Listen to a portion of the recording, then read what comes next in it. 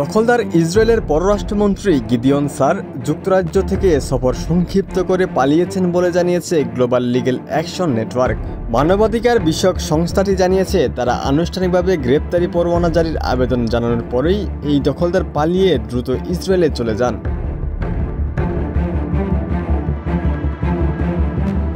London ভিত্তিক global legal action network ছাড়াও হিন্দু রজব ফাউন্ডেশনও তার গ্রেপ্তারি পরোয়ানার জন্য আবেদন জানিয়েছিল বলে জানিয়েছে কাতার ভিত্তিক সংবাদ মাধ্যম আল জাজিরা।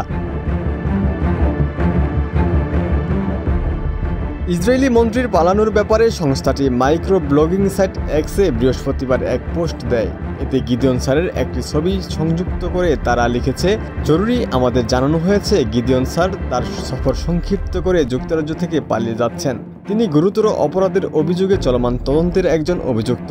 যদি তাকে দেখতে পান, লন্ডন মেট্রোপলিটন পুলিশকে অবহিত করুন। তবে অভিযুক্তের কাছে যাবেন না, কারণ তার সঙ্গে হয়তো সশস্ত্র নিরাপত্তারক্ষী রয়েছে।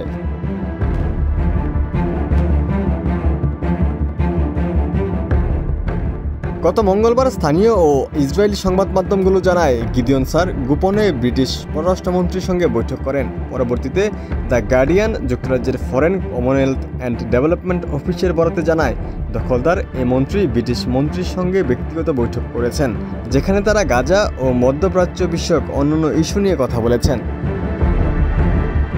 স্কটল্যান্ডের সংবাদ মাধ্যম দ্য ন্যাশনাল জানায় গিদিয়ন স্যারের শনিবার পর্যন্ত যুক্তরাজ্যে অবস্থান করার কথা ছিল।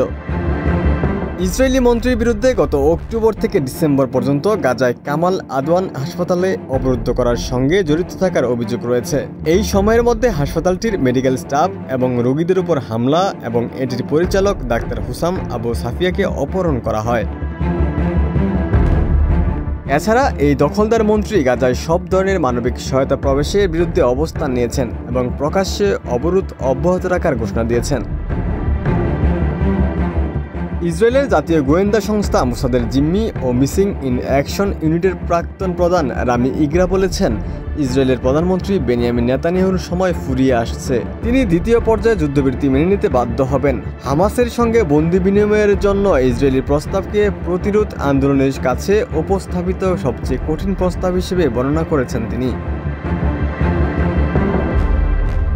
যুদ্ধবিরতি ইস্যুতে ইসরায়েলের প্রস্তাব নিয়ে মোসাদ কর্মকর্তা আরও বলেন, নেতানিয়াহু জানে যে সময় ফুরিয়ে আসছে। এটা বন্দী সৈন্যদের জন্য নয়, বরং তার জন্য। নেতানিয়াহুকে যে সংবাদ সম্মেলনে আমন্ত্রণ জানানো হয়েছিল, ট্রাম্প স্পষ্টভাবে সেখানে বলেছিলেন যে যুদ্ধ শেষ করতে হবে এবং এটি দ্রুত শেষ হবে।